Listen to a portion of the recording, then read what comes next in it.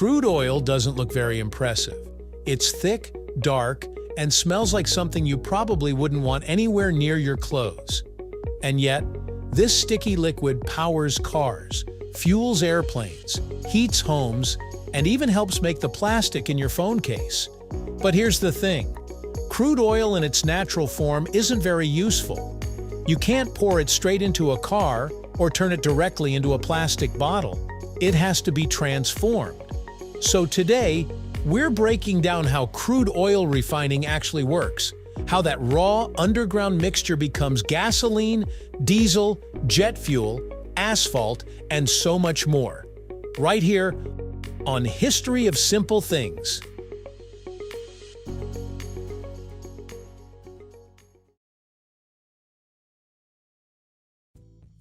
Oil refining didn't start with massive industrial complexes. It began with a simple goal: making better lamp fuel. In 1859, Edwin Drake drilled the first successful commercial oil well in Titusville. At the time, the main product people wanted was kerosene for lamps. Crude oil was heated in basic stills to separate out kerosene, while much of the rest was discarded. Then came the automobile boom in the early 20th century. When Henry Ford introduced the Ford Model T, gasoline demand skyrocketed. Suddenly, refiners needed smarter, more efficient ways to turn crude oil into large amounts of fuel. That's when refining technology rapidly evolved into the complex, highly engineered process we see today. Crude oil isn't one substance. It's a mixture of hundreds of different hydrocarbons, molecules made mostly of hydrogen and carbon. These molecules vary in size. Some are light and evaporate easily. Others are heavy and thick.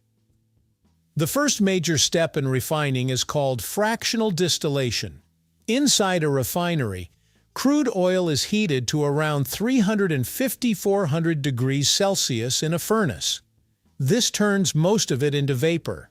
That vapor then enters a tall structure called a distillation column, which can be over 30 meters high. Here's where physics does the work. Different hydrocarbons have different boiling points.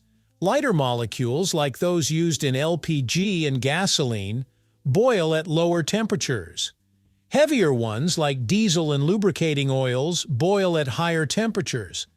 As vapor rises inside the column, it cools. The heavier molecules condense lower down. Lighter molecules travel higher before condensing. Each level of the tower collects a different fraction.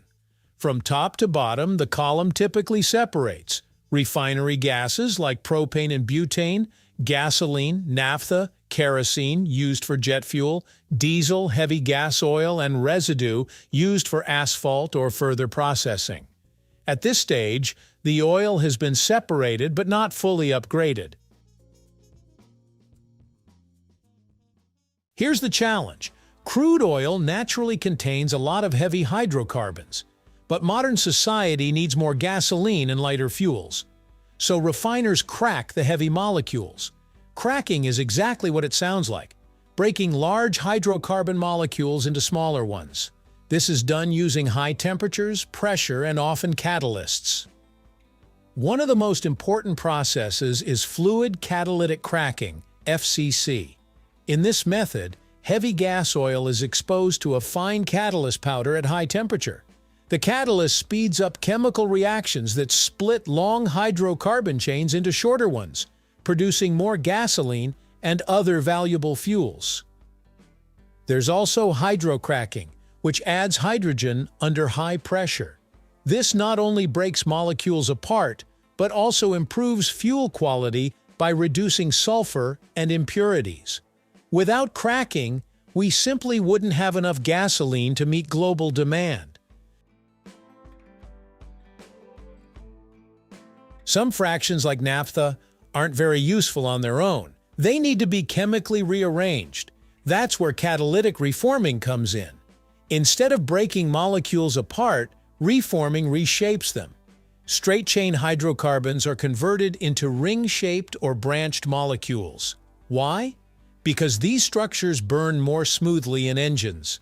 This process increases a fuel's octane rating, its resistance to knocking in engines.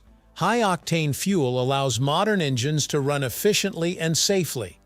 Reforming also produces hydrogen as a byproduct, which is later used in desulfurization processes.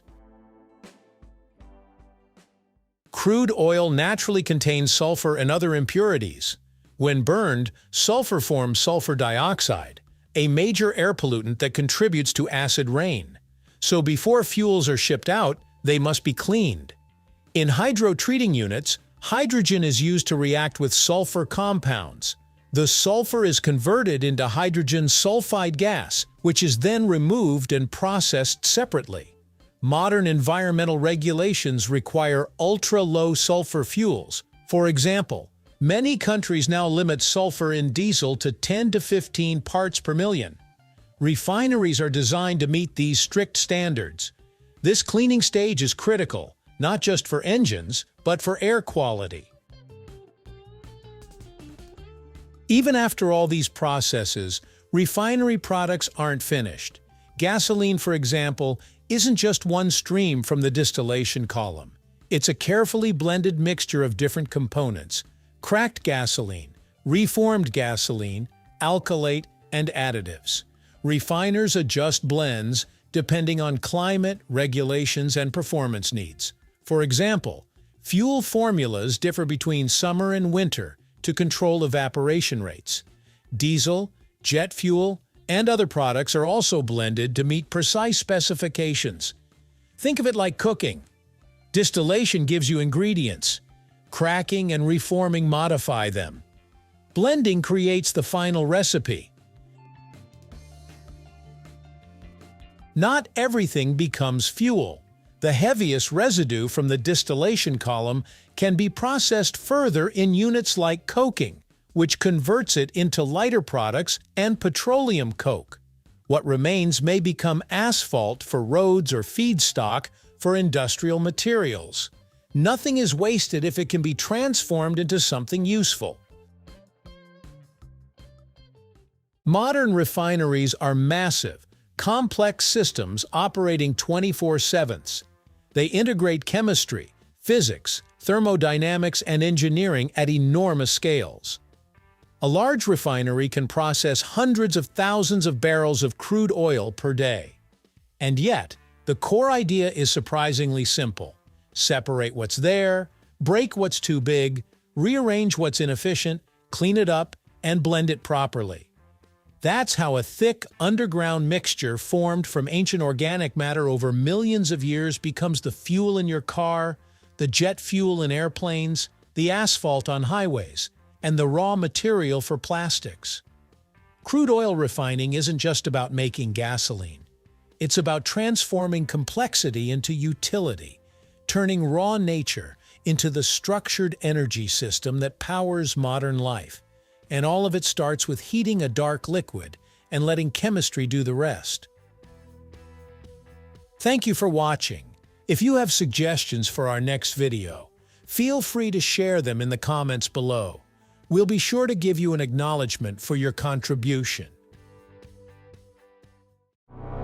Thank you for joining us on this journey through the history of simple things. Don't forget to like, subscribe, and stay tuned for more stories woven through the smallest details.